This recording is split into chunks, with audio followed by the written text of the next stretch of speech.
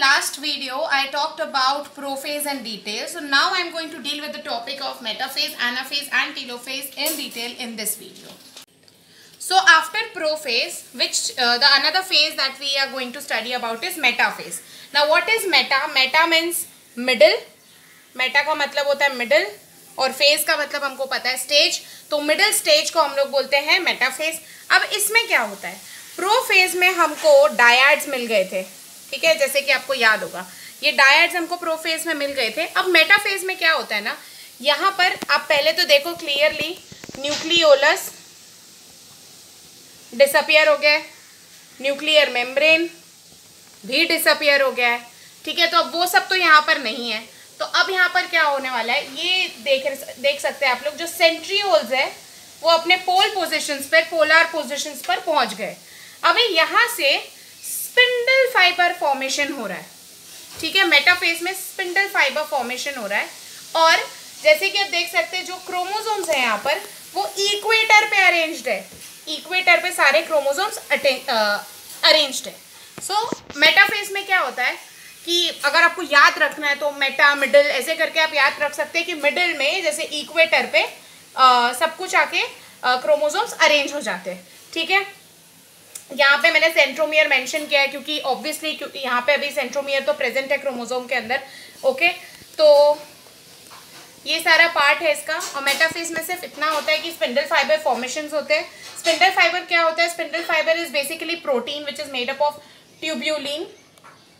Okay, उसका बना हुआ रहता है spindle fibre which helps, okay, which helps the chromosomes to get attached and to get arranged in a particular manner. So this is about metaphase. So अभी हम लोगों ने देखा metaphase क्या होता है. अब we'll move on to anaphase. अभी ana का मतलब क्या होता है? ana का मतलब होता है up, phase मतलब stage. इसका मतलब इस स्टेज में अभी जो क्रोमोसोम्स है वो ऊपर की तरफ जाने वाले हैं. और यहाँ पे देखिए, यहाँ पे जो क्रोमोसोम्स थे वो पूरे एक साथ थे, मतलब दोनों सिस्टर क्रोमैटिड्स साथ में थे. पर एनाफेज में क्या होता है, these sister chromatids gate divided. ये दोनों अलग हो जाते हैं, हिस्सा अलग हो जाता है. हमारे पास में दो अलग अलग सिस्टर क्रोमैटिड्स है, देख सकते हैं आप. यहाँ पर दोनों क्या कर रहे हैं, पोल पे ऊपर की तरफ जा रहे हैं, एक इस तरफ और एक इस तरफ, अपने पोल्स के पास में जा रहे हैं. तो एनाफेज में क्या होता है, ये जो क्रोमैटिड्स होते हैं they move apart from each other. Okay, ये सारे इंटरजोनल फाइबर्स है, मतलब क्या, ये जो एक दूसरे को यहाँ से कनेक्ट रखता है उसको बोलते हैं interzonal fibres. Okay, and these are the chromosomal fibres. तो एनाफेज में ये होता है कि ये सब ऊपर की तरफ या अपने पोल पोजिशंस की तरफ मूव होना स्टार्ट कर देते हैं. This is the shortest phase of the cell cycle और the cell division. This is the shortest phase. So now we are done with anaphase. Now we'll deal with telophase. Okay, so now I am dealing with the last topic, that is telophase. Telo का मतलब क्या होता है? Telo means end. Phase तो हमको पता है, तो ये है end stage. Okay, अब इसमें क्या हो रहा है, जो हमने पहले प्रोफेज में देखा था, जैसे हमारे पास में मोनाड्स थे तभी. Okay, we had monads, we had coiled chromosome structures. Same हमको वो सब टीलोफेज में दिखने वाला है, लेकिन दो आपको दिख रहा है, एक ये है, ये हिस्सा, और एक ये हिस्सा. ओके, एक ये हिस्सा है और एक ये हिस्सा है. अब इसमें क्या हो रहा है देख सकते हैं आप लोग, ये जो न्यूक्लियोलस है वो वापस आ गया है, जो न्यूक्लियर मेम्ब्रेन है वो भी वापस आ गया है. ओके, तो इसका मतलब क्या हो रहा है, अभी हमारे पास में हमारे स्ट्रक्चर्स रीगेन हो रहे हैं, क्योंकि हमारा मेन काम क्या था, एक से दो बनाना, तो वो तो यहाँ हो गया, ये दो तो बन गए. बस एंड में इनको अलग करना बाकी रहेगा, जो हम करेंगे साइटोकाइनेसिस में, ठीक है.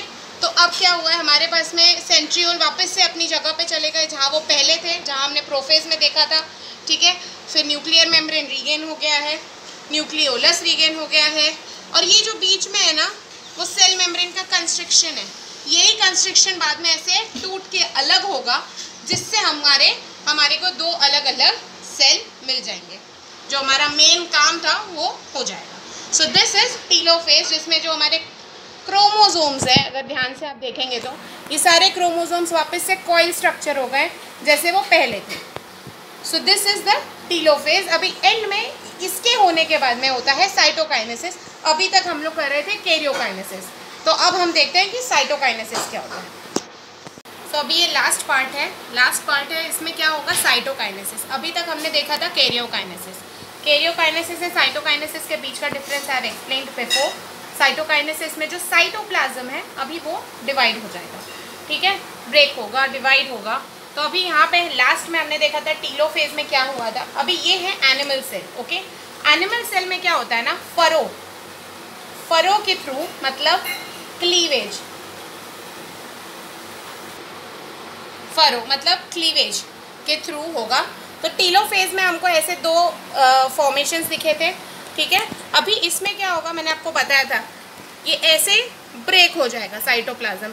ओके, मेम्ब्रेन के थ्रू साइटोप्लाज्म अपना ब्रेक होगा और हमारे पास में आ जाएंगे 2 डॉटर सेल्स जो हमको चाहिए था। सो ये होता है एनिमल सेल में इस तरीके से। अब जब भी चाहे वो प्लांट सेल हो या एनिमल सेल हो, 2 ऐसे डॉटर सेल्स बनते हैं, तो इसमें क्या होता है, प्लाज्मिड्स और माइटोकॉन्ड्रिया भी एक्सचेंज होता है साथ में, क्योंकि सेल को अपनी खुद की काम करने के लिए एनर्जी की ज़रूरत तो लगेगी ना, तो इसलिए। अब ये हो गया एनिमल सेल। अब प्लांट सेल। प्लांट सेल में क्या होता है, सेल प्लेट फॉर्मेशन होता है, ठीक है। यहाँ पे क्लीवेज के थ्रू ब्रेक हुआ, निकल गया आराम से। अब यहाँ पे क्या होता है, एक सेल प्लेट बनती है, फिर ये सेल प्लेट के थ्रू वो डिवाइड होता है, और ये हमको मिल गए अपने 2 अलग अलग डॉटर सेल्स जो हमको मिले थे मदर सेल के थ्रू। तो this is in the plant cell. So this was the whole process of mitosis in detail. Now when in the next lecture I'll be talking about meiosis in detail. Thank you.